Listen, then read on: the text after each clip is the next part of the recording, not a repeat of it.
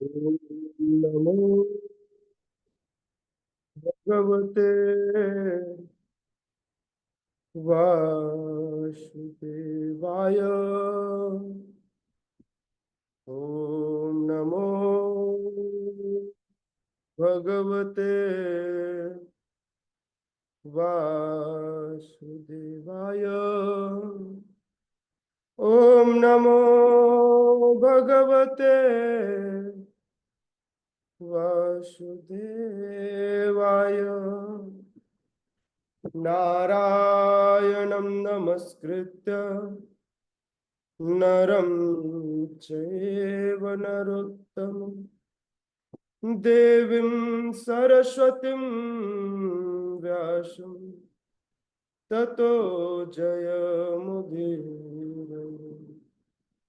नष्टप्रायेषु अभद्रेषु नित्यं भागवत सेवया भगवती उत्तम श्लोके भक्तिर्भवति नैष्ठिकी।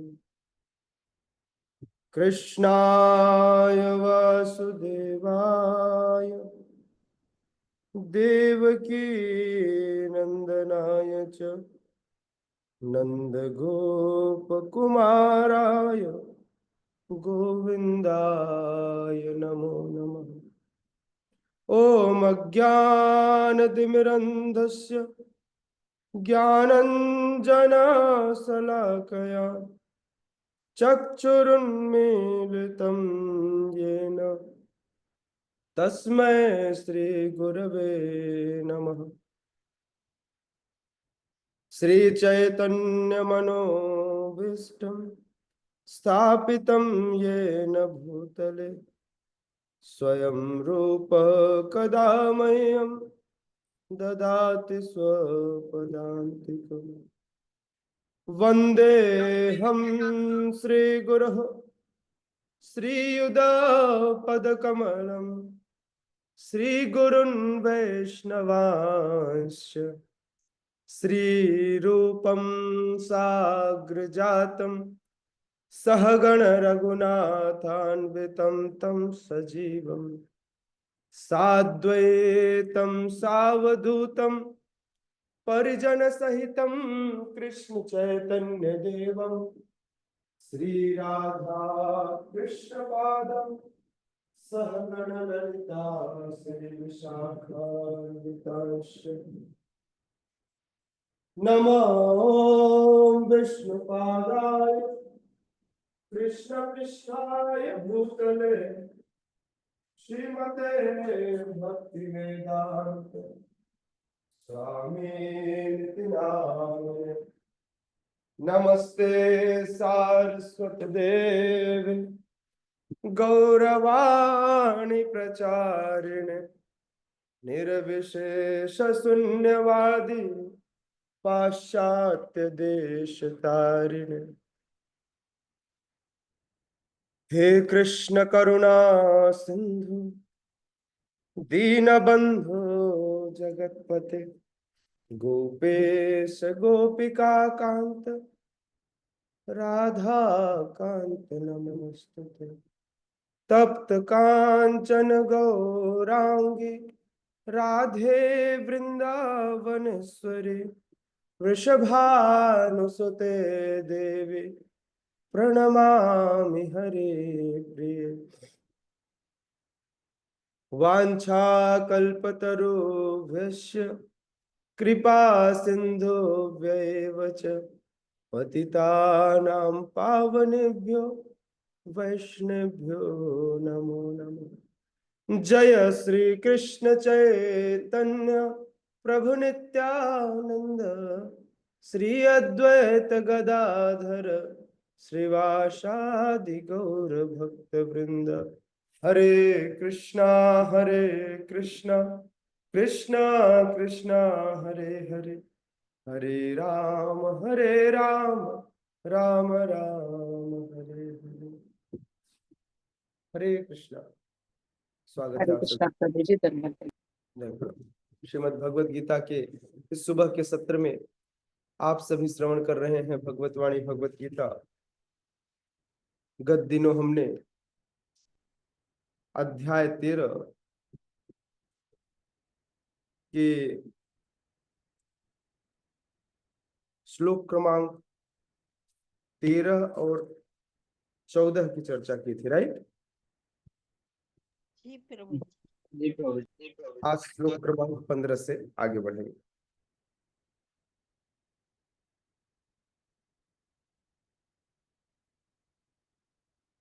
सर्वेन्द्रिय गुणाभासम सर्वेन्द्रिय विवर्जितम असक्तम सर्वभृच्चैव निर्गुणं गुणभोक्तृ च।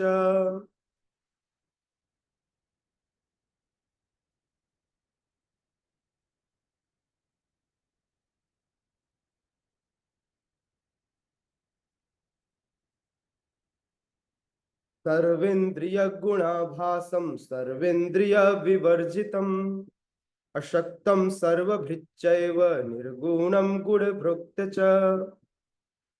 सर्वेन्द्रिय गुणाभासम सर्वेन्द्रिय विवर्जितम असक्तम सर्वभृच्चैव निर्गुणं गुणभोक्त च। सर्वेन्द्रिय गुणाभासम सर्वेन्द्रिय विवर्जितम अशक्तम सर्वभृच्चैव निर्गुणं गुणभोक्त च। यस, कोमलता माता जी पढ़िए। हरे कृष्ण प्रभु जी। साधक में सर्वेन्द्रिय गुणाभासम सर्वेन्द्रिय विवर्जितम आसक्तम सर्वभूतेव निर्गुणं गुणभोक्त च। हरे हरे। सूरज प्रभु। हरे कृष्ण प्रभु जी, दंडवत प्रणाम। Yes, Lord. सर्व इंद्रिय गुणाभासम सर्व इंद्रिय विवर्जितम असक्तम सर्वभृच्चैव निर्गुणं गुणभोक्तृ च। हरे कृष्ण। यश विशाल प्रभु। हरे कृष्ण प्रभु जी, दंड प्रणाम। सर्वेन्द्रिय गुणवासम सर्वेन्द्रिय विवर्जितम असक्तम सर्वभूचैव निर्गुणं गुणभोक्तृ च। हरे यस साश्मी माता जी। हरे कृष्ण प्रभु जी। सर्व इंद्रिय गुना आभासम सर्व इंद्रिय विवर्जितम आसक्तम सर्वभूतम च एवं निर्गुणं गुणभृत्तम च। हरे कृष्ण प्रभु जी। यस नूतन माता जी। हरे कृष्ण प्रभु जी। सर्वेन्द्रिय गुणाभासम सर्वेन्द्रिय विवर्जितम असक्तम सर्वभृच्चैव निर्गुणं गुणभृत्त च। हरे कृष्ण। हरे।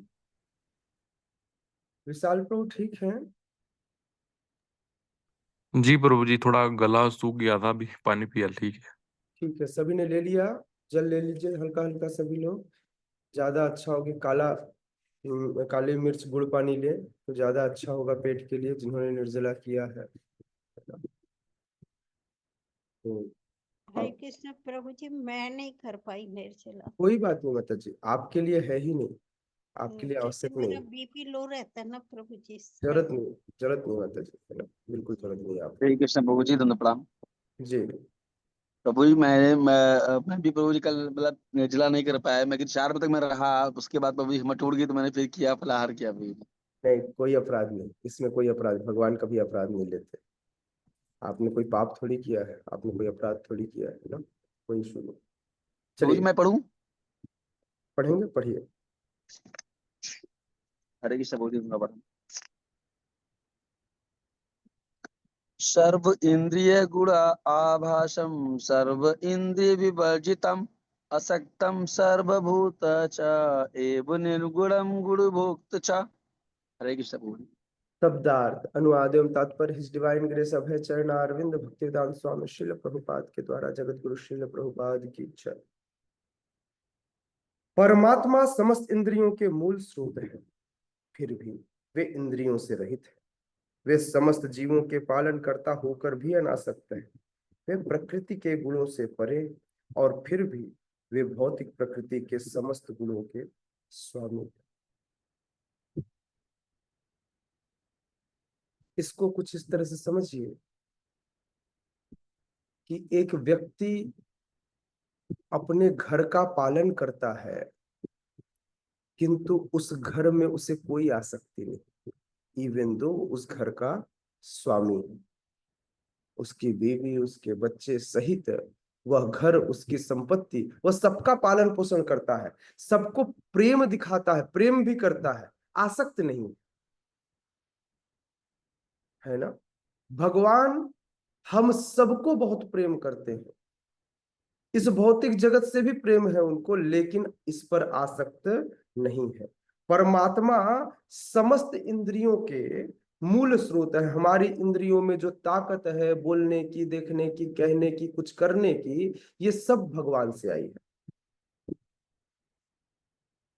फिर भी भगवान ने सिर्फ दिखाने के लिए, जैसे भगवान का जो साकार स्वरूप है, भगवान का साकार स्वरूप केवल इसलिए है ताकि व्यक्ति इस इंद्रिय को देखकर भगवान को समझ सके। भगवान इंद्रियों से रहित है। इंद्रियों से रहित मतलब उनको इंद्रियों की बहुत आवश्यकता नहीं है। आंख हमको देखने के लिए चाहिए, हमारी आंख ना हो तो हम देख नहीं पाएंगे। भगवान को देखने के लिए आंख की आवश्यकता नहीं हो, बिना आंखों के भी देख सकते हैं। समझ में आया मैं क्या कहना चाह रहा हूं कि भगवान इंद्रियों से कैसे रहित, मतलब इंद्रियों की आवश्यकता उन्हें नहीं है, क्योंकि वे अपने आप में अपने हर एक अंश में पूर्ण है। वे समस्त जीवों के पालन करता होकर भी वे अनासक्त है। समझ में आया? जैसे एक घर का मुखिया घर का पालन करता है, सब कुछ करता है, बड़े हृदय से करता है, मन से करता है, लेकिन आसक्ति रहित होकर। मैं सबकी बात नहीं कर रहा हूं, अगर ऐसा कोई करे तो उससे महात्मा समझना चाहिए, है ना। बाकी सब तो दुरात्मा है। हाँ, महात्माओं की बात है। जैसे यहाँ बैठे सारे लोग महात्मा ही हैं, बिना अटैचमेंट के सब चलते हैं, है ना। श्रील प्रभुपाद कहते हैं कि भगवान प्रकृति के गुणों से परे हैं, हाँ, लेकिन प्रकृति के सारे गुणों के स्वामी, दैवी हिषा गुणमयी मम माया दुरत्या, भगवान की माया है, भगवान की माया से बनी हुई है। तात्पर्य में श्रील प्रभुपाद लिखते हैं कि भगवान की इंद्रियां भौतिक जीवों जैसी नहीं होती।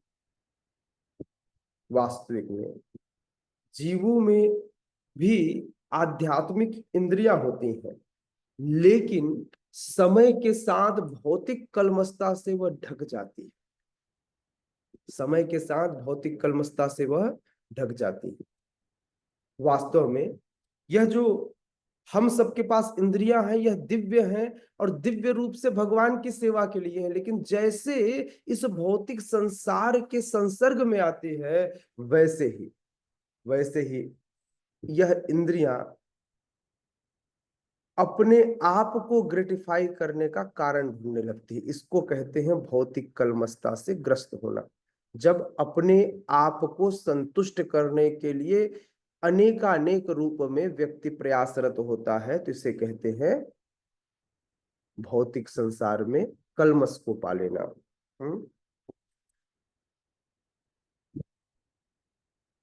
श्रील प्रभुपाद कहते हैं कि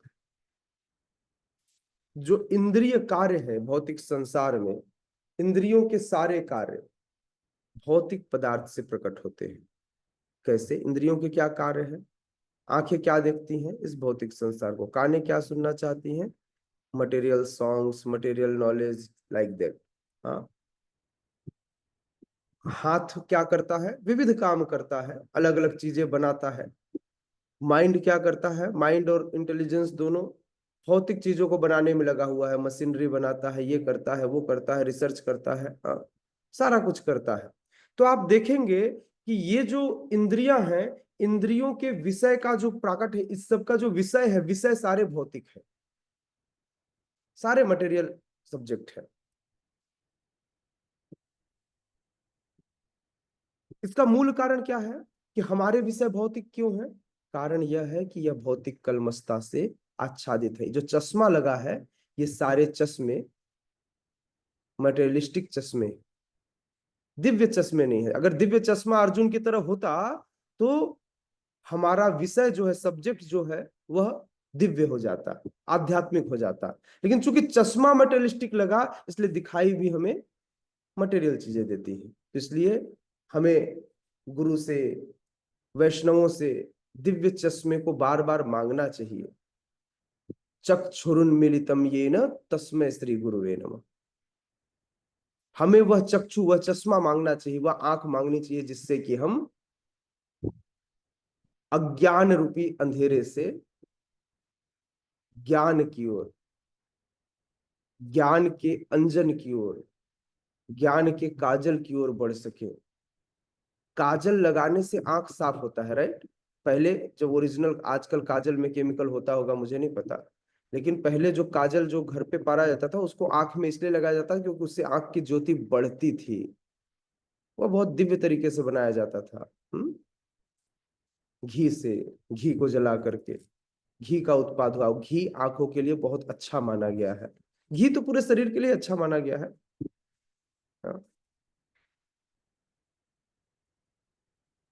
तो इसलिए इंद्रियां होती तो दिव्य है, लेकिन कहलाती निर्गुण है।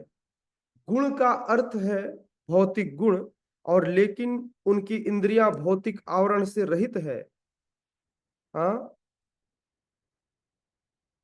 गुण का अर्थ है भौतिक गुण, लेकिन उनकी इंद्रियां निर्गुण कहलाती है। निर्गुण उसे कह रहे हैं जिसकी भौतिक आवरण से वह रहित हो। यह समझ लेना चाहिए कि जो व्यक्ति भगवान की दिव्यता को समझता है, उनकी इंद्रियां सामान्य नहीं है, वे हमारी इंद्रियों जैसी नहीं है। भगवान की इंद्रियां या भगवान के दिव्य भक्तों की इंद्रियां, दोनों ही इंद्रियां विशेष है। हालांकि भगवान की इंद्रिय हमारी इंद्रियों का भी स्रोत है। हम देख पाते हैं क्योंकि भगवान की इंद्रियां हैं। समझ में आ रहा है? हमारे पास क्षमता, भाई कुएं में जल है, तालाब में जल है, क्योंकि अथाह जल का सागर कहीं पर है, जल का स्रोत कहीं पर है। जो जल का स्रोत कहीं से तो आता है ना। लोग बोरिंग कराते हैं, लोग फला फला चीज कराते हैं, तो क्या करते हैं? जल का स्रोत ढूंढते हैं। मतलब जल का स्रोत कहीं तो जमा है जहां से आता है। बिल्कुल उसी तरह हम सब इंद्रियों के, हमारे अंदर जो इंद्रियां हैं, इनके अंदर क्षमता का भी स्रोत है, और वह स्रोत भी, वह क्षमता भी कहीं ना कहीं से आती है।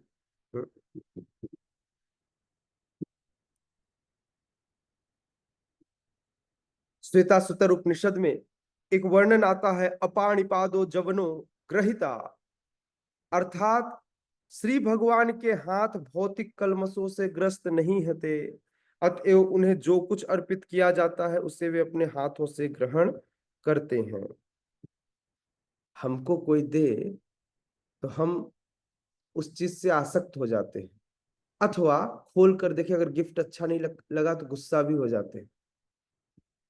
बोले मुझे ऐसा गिफ्ट देते हैं, मेरी बाकी लोगों को गिफ्ट देखो, और ये सामान्य सा गिफ्ट मैं लेकर क्या करूंगा? इसका कोई यूज है? अगर कोई बहुत प्रेम से दे, कई बार देने वाले का इंटेंशन भी अच्छा नहीं होता। मैं हर बार एक ही व्यक्ति को दोषी नहीं कह रहा हूँ, मैं तो सिर्फ इंटेंशंस की बात कर रहा हूँ कि इंटेंशंस कुछ भी हो सकते हैं। अच्छे इंटेंशंस के साथ दिए गए छोटे से छोटे गिफ्ट भी अमूल्य होते हैं, है ना?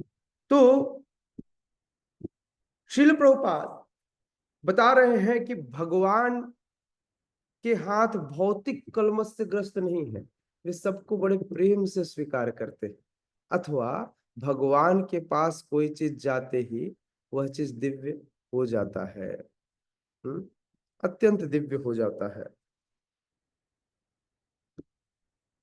यही अंतर है एक बद्ध जीवात्मा हम में और भगवान में। भगवान के नेत्र कैसे हैं? भगवान के नेत्र कैसे हैं? तो भगवान के नेत्र भी दिव्य हैं। प्रेमांजनित छुरित भक्ति विलोचनेना। भक्त तब तक भगवान को या उनकी दिव्यता को नहीं देख पाता जब तक उनकी आंखों में भक्ति रूपी प्रेम का अंजन न लगा हो। प्रेमांजनत छुरित भक्ति विलोचनेन। भक्ति से पूरित प्रेम रूपी अंजन जब आंखों में लगता है, तब ऐसे आप जैसे दिव्य महात्मा भक्तः सदैव हृदयेषु विलोकयन्ति। जब ऐसा होता है तब भक्त अपने हृदय सहित समस्त जीवों के हृदय में परमात्मा को देख पाता है। तो भगवान से प्रेम हो गया। कोई बोले मैं भगवान से बहुत प्रेम करता हूं, अगर जिस दिन आप अपने हृदय के परमात्मा को भी देख पाए तो समझ जाइएगा कि सही बात है, प्रेम हो गया। अभी तो प्रेम इंफॉर्मेशन वाला प्रेम है, अभी इंफॉर्मेशन है, एक सूचना है कि ऐसा होता है, इसलिए हमें प्रेम है। प्रेमांजन छुरित भक्ति विलोचनेन संतः सदैव हृदयेषु विलोकयन्ति यम श्याम सुंदरम अचिंत्य गुण स्वरूपम। कैसा स्वरूप है? अचिंत्य, अचिंत्य गुण और स्वरूप है, जिसको हम अपने चिंतन में नहीं भज सकते। तो यदि भजना है तो क्या करना पड़ेगा? प्रेम का अंजन लगाना होगा। समझ में आ रहा है? तो इस प्रकार से व्यक्ति भगवान की दिव्यता को समझ पाएगा। श्रील प्रभुपाद कहते हैं कि भगवान की आंखें ऐसी हैं कि वो भूत भविष्य वर्तमान सब देखते हैं। वे जीवों के हृदय में वास करते हैं। वे जानते हैं, वे जानते हैं। यस प्रभु, हरि बोल। जी प्रभु जी। नहीं प्रभु जी, सेकेंड फ्लोर ऑफिस में, सेकेंड फ्लोर ऑफिस में। हाँ, सेकेंड फ्लोर ऑफिस प्रभु। सेकेंड फ्लोर कहाँ होता है? सेकेंड फ्लोर पे।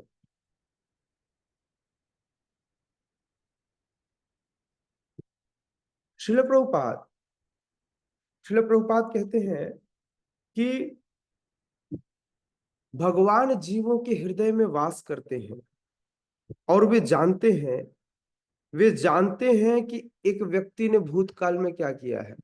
तो हम सब जो अभी महात्मा का मुखौटा पहने बैठे हैं, हम सब के बारे में भगवान बहुत अच्छे से जानते हैं कि सबने पहले क्या किया है।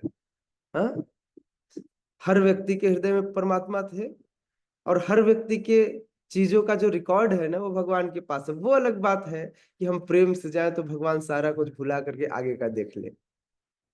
भक्ति का यही प्रताप है कि भगवान पीछे के सारे चीज को सपाट कर देते हैं, साफ कर देते हैं।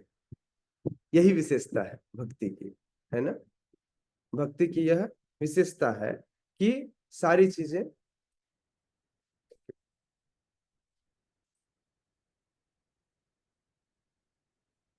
तो यह विशेषता है कि हमारी भक्ति से सारी चीजें खत्म हो जाती हैं। अथवा भगवान नजरअंदाज करते, कोई बात नहीं, पहले जैसा भी हो आज तो ठीक है ना, हमें भी ऐसा ही देखना चाहिए। यदि कोई व्यक्ति कल जो भी किया हो, यदि आज आपके सामने सरेंडर होकर आता है, आपके सामने नतमस्तक होता है, झुकता है, तो आपको तुरंत तुरंत ही उसके अच्छे गुणों को देखना चाहिए। पूर्व में किए गए सारे कार्यों को भुलाना चाहिए और आगे बढ़ना चाहिए। क्योंकि पूर्व में की गई चीजों को, ये जो यादें हैं ना, ये यादें सिर्फ आपको परेशान करेंगी, आपको टॉर्चर करेंगे। आपको आज के साथ और कल के साथ जीना है। बीते हुए कल के साथ जिएंगे तो जीवन भर आप कष्ट में रहेंगे। इसलिए तुरंत तुरंत ही चीजों को भुलाना चाहिए। हाँ, भगवत गीता में यह बात कही गई है। भगवत गीता में यह बात कही गई है कि वे सब कुछ देखते हैं, वे सब कुछ जानते हैं, लेकिन उन्हें कोई नहीं जानता। Thank you. उन्हें कोई नहीं जानता।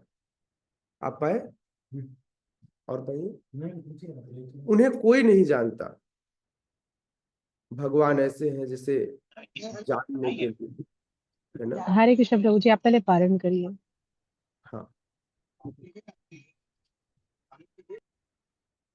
1 मिनट समय दीजिए। हाँ, चलूंगा तो। हरे कृष्ण। श्रील प्रभुपाद आगे लिखते हैं कि भगवान सब कुछ जानते हैं, लेकिन कोई भी भगवान को नहीं जानता। इवन दो जिन 12 महाजनों की बात की जाती है, वे 12 महाजन भी भगवान को पूर्ण रूप से नहीं जानते। हाँ, ये 12 महाजन सबसे अधिक जानते हैं। समझ में आ रहा मैं क्या कह रहा हूं? ये भगवान को सबसे अधिक जानते हैं, है ना, लेकिन पूर्ण रूप से जानना इनके लिए भी संभव नहीं। यदि आप ध्यान से देखें तो भगवान का एक विस्तार, जिन्हें जो संकर्षण के विस्तार अनंत शेष है, वे अनंत काल से अपने अनंत मुखों से भगवान का गुणगान कर रहे हैं। आज तक वे नहीं कर पाए। तो सोचिए, भगवान को भला कोई और कैसे जान पाएगा? तो भगवान तो सबको जानते हैं, लेकिन भगवान को कोई नहीं जानता। यह विशेषता है ना? हाँ, लेकिन भक्त भगवान के भगवत तत्व को समझते कंपैरेटिवली सबसे अधिक, कंपैरेटिवली सबसे अधिक। इसलिए श्रील प्रभुपाद कह रहे हैं कि कहा जाता है परमेश्वर के हमारे जैसे पांव नहीं है, लेकिन वे आकाश में विचरण कर सकते हैं, क्योंकि उनके आध्यात्मिक पैर हैं। दूसरे शब्दों में, श्री भगवान निराकार नहीं है, उनके अपने टाइप के, अपने तरह के नेत्र हैं, अपने तरह के पैर, अपने तरह के हाथ और अपनी तरह की सब कुछ है। चूंकि हम सभी परमेश्वर के अंश हैं, अतएव हमारे पास भी ये सारी वस्तुएं हैं। हमारे पास भी चूंकि परमेश्वर के हैं। अगर पूर्ण के नहीं होंगे तो हम अपूर्णों के कैसे होंगे? भाई, अपूर्ण से पूर्ण नहीं निकलता ना, पूर्ण से अपूर्ण निकल सकता है, अपूर्ण से पूर्ण भी निकल सकता है। तो अगर ओरिजिन में कोई चीज नहीं होगा तो बाहर आकर थोड़ी बनेगा। दूध में घी होता है कि नहीं होता? दूध में मलाई होती है कि नहीं होती? सब कुछ होती है। हाँ, दिखाई न दे वो अलग बात है, होती तो है। जिस प्रकार से मिट्टी में ये सारे उत्पाद हैं जो आप देख रहे हैं, आपका पेन, कॉपी, मोबाइल, सब ये मिट्टी से बने हुए, सब कुछ मिट्टी। श्रील प्रभुपाद कहते हैं, हमारे पास है तो हाथ पांव, लेकिन यह भौतिक कलमश से ग्रस्त हाथ पांव और इंद्रियां है। ऐसी इंद्रियां जो कि कलमशता से युक्त है, कलमशता से युक्त इंद्रियां जो सदैव अपनी इन्हीं कलमश भरे नेत्रों से, कलमश भरे इंद्रियों से समाज को देखता, सुनता, अनुभव करता है।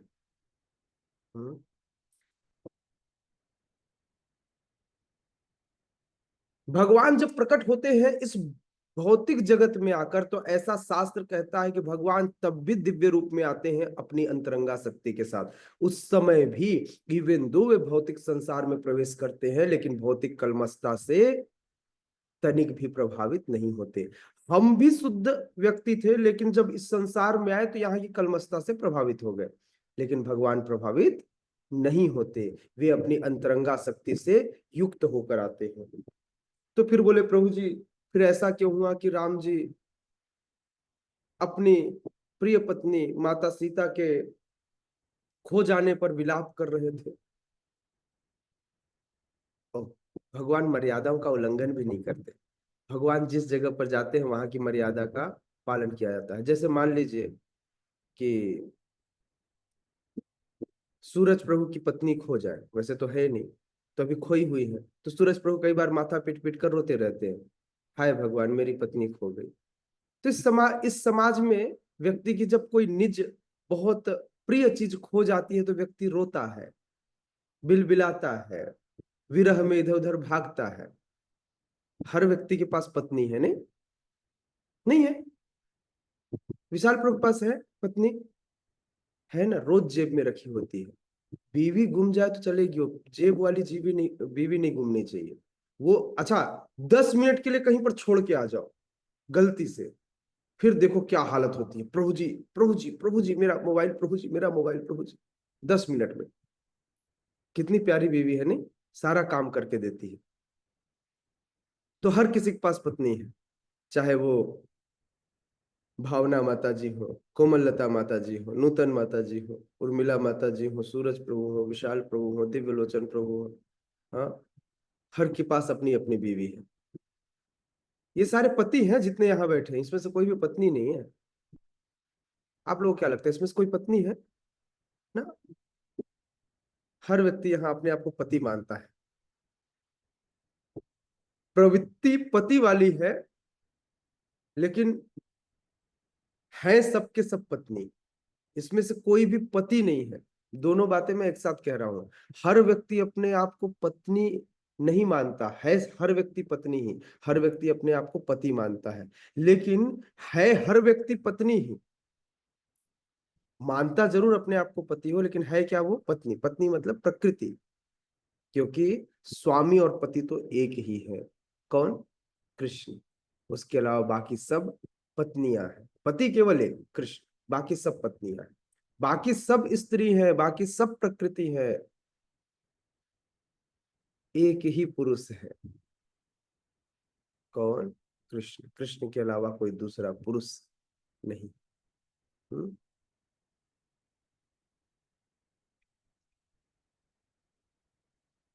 रास लीला में शिव जी को प्रवेश न मिला, तो गोपियों ने कहा यहाँ पुरुषों का प्रवेश वर्जित है। अब भोली भाली गोपियां, उन्होंने ऐसा सोच लिया कि सही बात है। तो बड़ा बढ़िया भगवान ने तर्क दिया। शिव जी ने कहा मैंने तो सुना है पुरुष केवल कृष्ण है, मैं कब से पुरुष हो गया? अब गोपियां बोले यार शास्त्रिक तर्क। ऐसा नहीं थी गोपियां शास्त्रों में पारंगत नहीं थी। तुंग विद्या और सुदेवी सहित ये सारी गोपियां शास्त्रों में पारंगत थी। इन्हें शास्त्र पता था। उन्हें पता था कि शिव जी को डिफीट करना मुश्किल है, फिर भी बोले हमें नहीं पता। भोले भाले चेहरे से बोले, से कई बार लोग अड़ नहीं जाते, बोले हमें नहीं पता, लेकिन उसके लिए तुम्हें ये गेटअप बदलना होगा। पहले स्त्री हो ना तो स्त्री बन जाओ। तो फिर शिव जी बोले ओके भाई। तब जाकर ललिता सखी ने गोपी दीक्षा दिया, उन्हें गोपी बनाया, और आज महादेव भी गोपेश्वर बने। तो पुरुष के पास अर्थात श्री कृष्ण के पास जाना हो तो सबसे पहले पत्नी बनना होगा। जितने बैठे हुए यहाँ सारे पति है ना, मनस्वी माता जी, सुपर्णा माता जी, हिना माता जी, सारे अपने आप को पति मानते हैं। हर व्यक्ति रूल करना चाहता है। जब आप अपने ऊपर रूल होने देना चाहेंगे, उस दिन आपके अंदर योग्यता आएगी कृष्ण को प्राप्त करने की, मूल पति को प्राप्त करने की। पति चाहिए ना सबको। किसको किसको पति चाहिए? हरी हरी, सबको पति चाहिए। पति चाहिए तो सबसे पहले पत्नी बनिए, है ना? ठीक है, क्या बनना होगा? पत्नी बनना होगा, अगर पति चाहिए तो। श्रील प्रभुपाद लिखते हैं कि वैदिक साहित्य से हमें पता चलता है कि भगवान का सारा शरीर आध्यात्मिक है। उनका अपना नित्य स्वरूप होता है। जो सच्चिदानंद विग्रह है, वे समस्त ऐश्वर्यों से पूर्ण है। वे सारी संपत्ति के स्वामी हैं और सारी शक्ति के स्वामी हैं। वे सर्वाधिक बुद्धिमान तथा ज्ञान से पूर्ण है। ये श्री भगवान के कुछ लक्षण है, इसे षडैश्वर्य लक्षण कहते हैं। वे समस्त जीवों के पालक हैं, सारी गतिविधि के साक्षी हैं। जहां तक वैदिक साहित्य से समझा जा सकता है, परमेश्वर सदैव दिव्य है। वे कभी भी भौतिक कल्मश से युक्त नहीं होते। इसलिए भगवान मर्यादाओं का उल्लंघन नहीं करते। लेकिन जब इसी दिव्यता को चेक करने माता पार्वती आई, कौन? माता सती, वही सती जो बाद में सती हो गई, है ना? उनके सती होने का मूल कारण ये था मूल कारण ये था कि उन्होंने उन्होंने माता सीता का स्वरूप धरा और राम जी के सामने वन में उपस्थित हो गई। राम जी रोते रोते अचानक शांत हुए और बोले, अरे माता, आप यहाँ कैसे घूम रही? माता सती लजाई, मुस्कुराई और भगवान को प्रणाम कर यहां से चली गई। शिव जी ने कहा, जो मेरे आराध्य हो, जो मेरी माता है, जो मेरी माता सीता है, जिनका स्वरूप तुमने धर लिया, अब मैं तुम्हें स्वीकार कैसे करूं? तो शिव जी ने फिर दोबारा उन्हें स्वीकार नहीं किया। बाहरी तौर पे तो साथ में रहे, कभी बताया नहीं, लेकिन यह एक मूल कारण बना माता सती के देह छोड़ने का। इसलिए माता सती को अपना देह त्याग करना पड़ा और शिव जी ने उन्हें नए देह के साथ स्वीकार किया, उस देह के साथ स्वीकार।